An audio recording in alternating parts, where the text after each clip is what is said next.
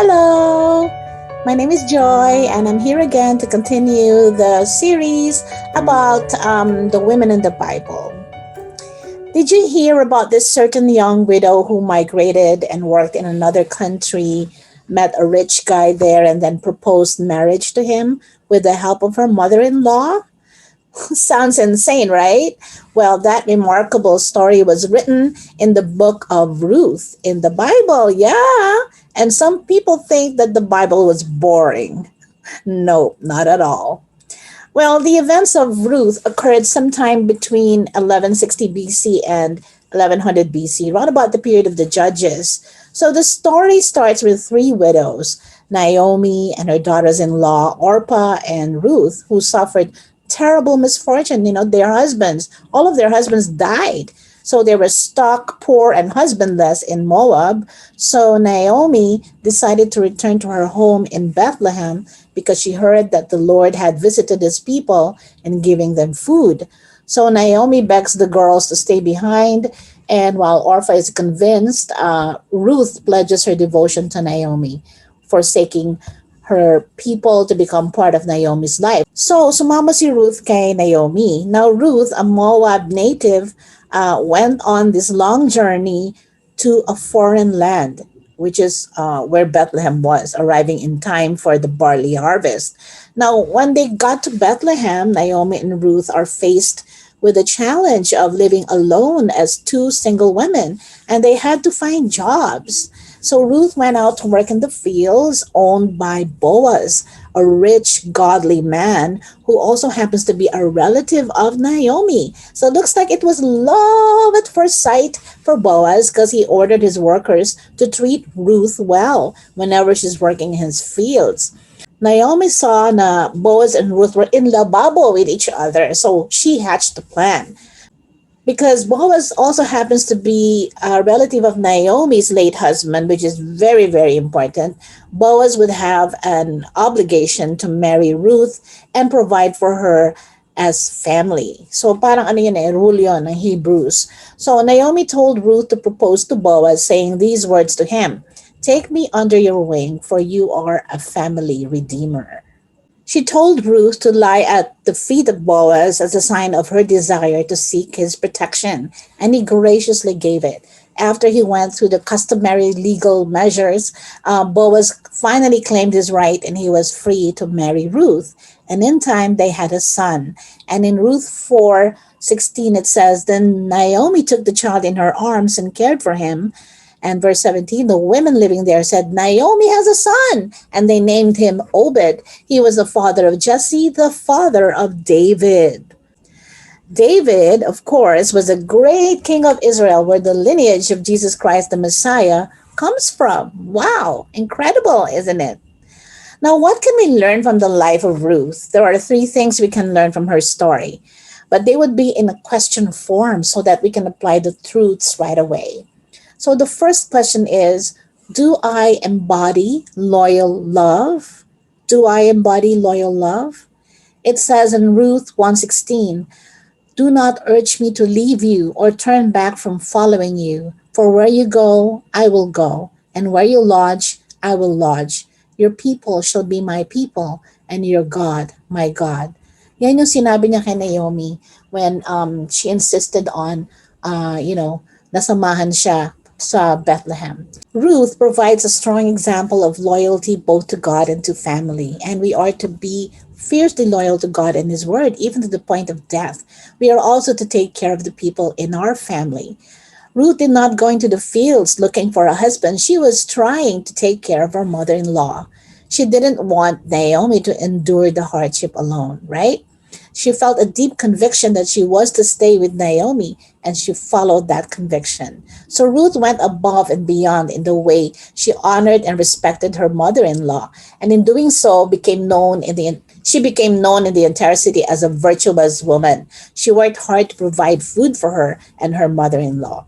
So, grabe, no? I mean, there's loyalty and love na pinakita niya sa mother-in-law niya. And how often does that happen? Usually, di ba, mga mothers-in-law, fathers-in-law, hindi nila bati yung mga ano nila ba, yung mga kanilang mga daughter-in-law or son-in-law, right? So this story is really incredible.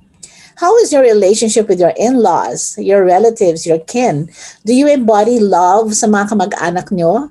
I know of families who do not see eye to eye with each other, even unfriending each other on Facebook. In my own reunions, it was a common sight na may nagkakantahan sa isang tabi, may nagkwekwentuhan sa another side, and may naghahabulan din ng itak, paliikot-ikot. Seriously, we only have an average of 60 to 70 years on earth, ideally. Ang ikli lang nun. So let's practice loyal love sa relatives natin and not waste time being bitter with each other. So there are some Bible verses that talk about this. There are some Bible verses that talk about this. There are some Bible verses that talk about this. Ephesians 6:2-3, it says, "Honor your father and mother, that it may go well with you and that you may live long in the land." So that also applies to our father-in-law, mother-in-law, sister-in-law, and all the other in-laws, right? First John 3:17-18 says, "But if anyone has the world's goods and sees his brother in need, yet closes his heart against him, how does God's love abide in him? Little children, let us not love in word or talk, but in deed and in truth." So it's important that we are kind to others, especially our family. First Timothy 5:8, it actually says, "Anyone who does not provide for their relatives and especially for their own household has denied the faith and is worse than an unbeliever." Whoa. Okay, so the second question that we can ask ourselves is, am I a person of courage and integrity? Am I a person of courage and integrity? Imagine yourself as Ruth. You've lost your husband. When Naomi dies, you'll be left all alone. Despite her fears, Ruth bravely heads out to a foreign country to take care of her mother-in-law. Ang naalala ko dito, yung mga OFWs natin who venture to go abroad to work in a land they have never been to, where the language and culture can be strange. And that's pretty scary, right? Now, when Truth followed her heart and went with Naomi to Bethlehem, her reputation was impressive. Even though she was a foreigner, the Hebrews noticed her and admired her. She gained the favor of Boaz. It says in Ruth chapter 2, verses 11 and 12, Boaz said, "I've been told all about what you have done for your mother-in-law since the death of your husband, how you left your father and mother and your homeland and came to live with a people you did not know before. May the Lord repay you for what you have done, and may you be richly rewarded by the Lord, the God of Israel, under whose wings you have come to take refuge." Ruth impressed the people of an entire town, including the elders who blessed her, declaring in chapter 4, verse 11 onwards, "May God make this woman who is coming into your household like Rachel and Leah, the two women who built the family of Israel. May God make you a pillar and a Ephrathah and famous in Bethlehem. With the children God gives you from this young woman, may your family rival the family of Perez, the son Tamar bore to Judah." Sorry sa mga tahol ng mga aso. It's 2 a.m. I don't know why Anyway, Ruth went from being a foreigner to being someone who was respected, blessed, and honored. When my dad passed away in 1997, I was overwhelmed by how he touched many lives at his workplace. He was an awesome father and a dedicated lay preacher, but I knew little about his reputation at work. He was a design engineer at Alabar, a construction company in Dubai. And on the day of his memorial service, his Arab boss sent buses full of his co-workers to the church to mourn with us. The church was packed with his colleagues at work. Most of them I had never met. They spoke of my dad's generosity and kindness, his excellent work ethics, his Christian values. What an amazing testimony indeed of how God shines through one person, even at the workplace. How's your testimony or reputation at home, at work, at church, in the community? In Matthew 5:16 it says, "Let your light shine before others, so that they may see your good works and give glory to your Father who is in heaven." Paul reminds us in Philippians 1:27, only let your manner of life be worthy of the gospel of Christ, so that whether I come and see you or am absent, I may hear of you that you're standing firm in one spirit, with one mind, striving side by side for the faith of the gospel. Third, the question that we can ask ourselves is, do I trust and believe that God has good plans for me? Do I trust and believe that God has good plans for me? Of course, we don't always see how God is working in and through our lives, but we can choose to expect that He is doing good things despite our circumstances, right? In the story of Ruth, it becomes apparent that God is at work to bring two people together to bless them and to carry on His plan. The last verses of the book of Ruth shows the genealogy of David, and we see the final verse where it says, Obed, the father of Jesse, and Jesse, the father of David. Wow. When I was 20 years old, after 4 months in my first ever official job as a teacher, I resigned. I wasn't happy. I felt lost. I was questioning my purpose in life. Then I heard about a teaching job in Morong, Bataan. I thought maybe it would be a good idea to leave Manila and disappear for a while so I could think and pray and regroup myself, so to speak.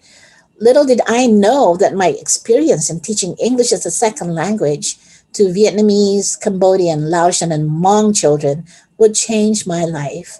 It was in Bataan where I distinctly felt God's call for me to be an ESL teacher as a profession.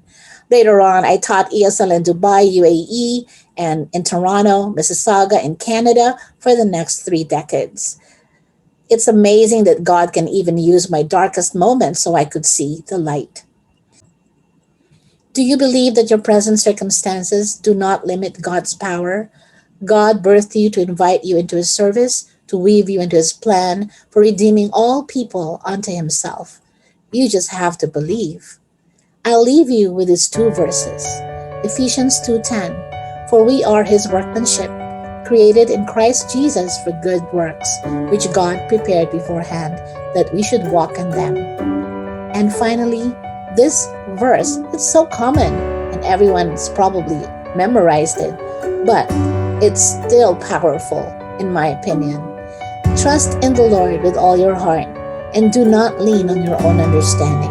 In all your ways, acknowledge Him and He will make straight your paths.